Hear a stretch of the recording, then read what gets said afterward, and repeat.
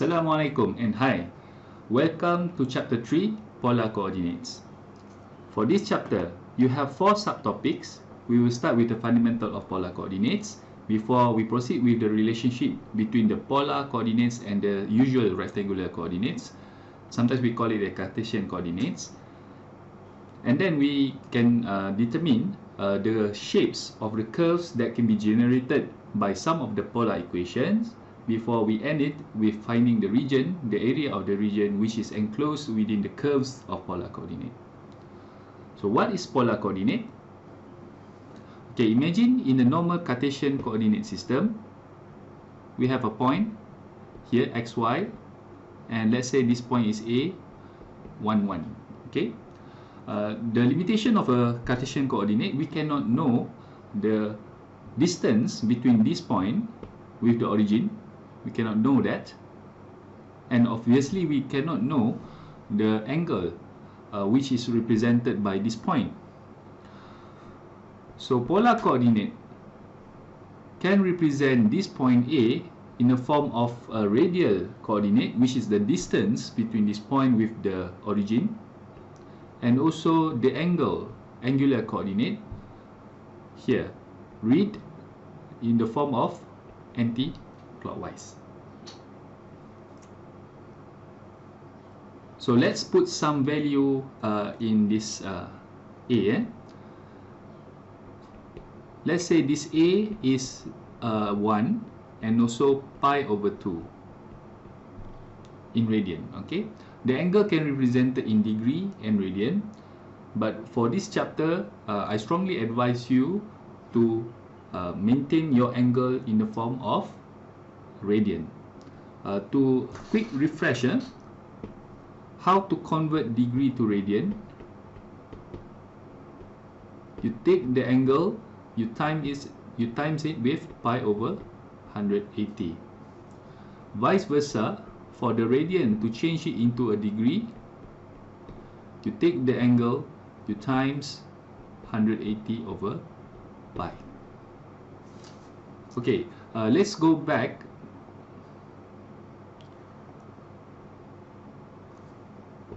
to the point of A.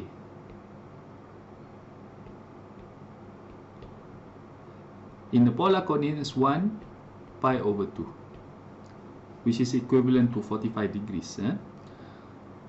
So we imagine there's a line here connecting point A with the origin. The distance from the origin to A is 1 and the angle is pi over 2 radian. Okay, bear in mind that because we are discussing in terms of angles here, the representation of polar coordinate might not be unique. Let's start first if the direction is opposite. Opposite direction here. And let's maintain the unit to be 1 as well. Okay. This angle plus pi, okay, will be around 3 pi over 2. Therefore, point A can also be represented as a negative r with pi, the angle plus pi. So ni jadi negative 1, 3 pi over 2. Point A right now, although can be mentioned as 1 pi over 2, but negative 1, 3 pi over 2 represents the same location at point A, just with the opposite direction there. And this one is in terms of negative r. It can also be read as clockwise. If it's clockwise, then the angle will be negative up until here.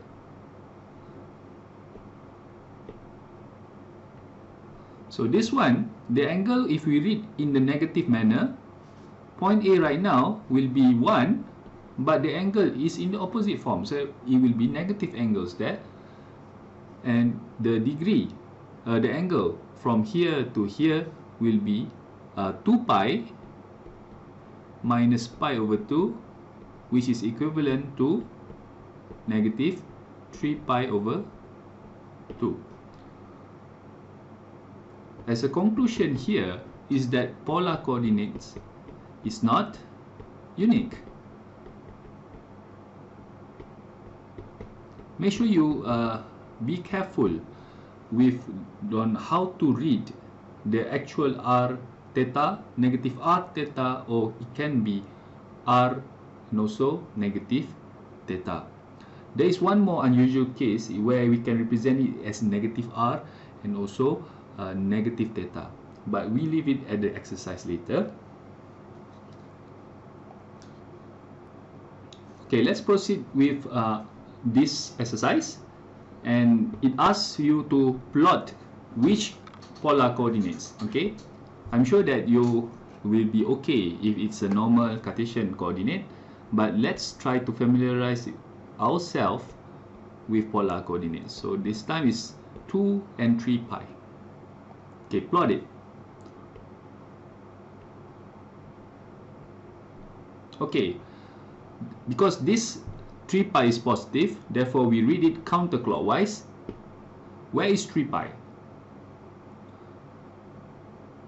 Start from the origin.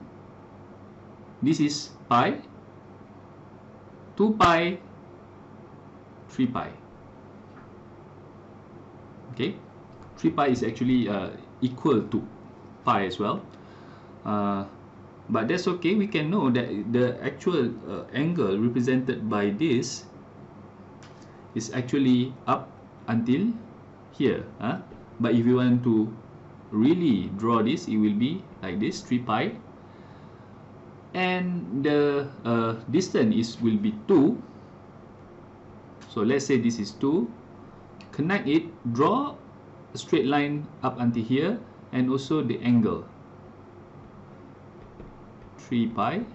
Don't forget to write this point, the value of the distance, 2. Okay, this drawing is not up to scale, of course, but it's sufficient for me to show, to represent where is 2 and also 3 pi.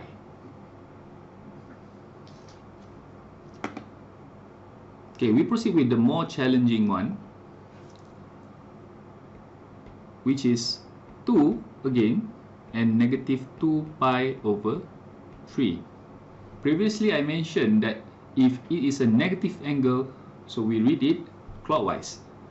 So where is negative 2 pi over 3? Determine the angle starting from the origin axis.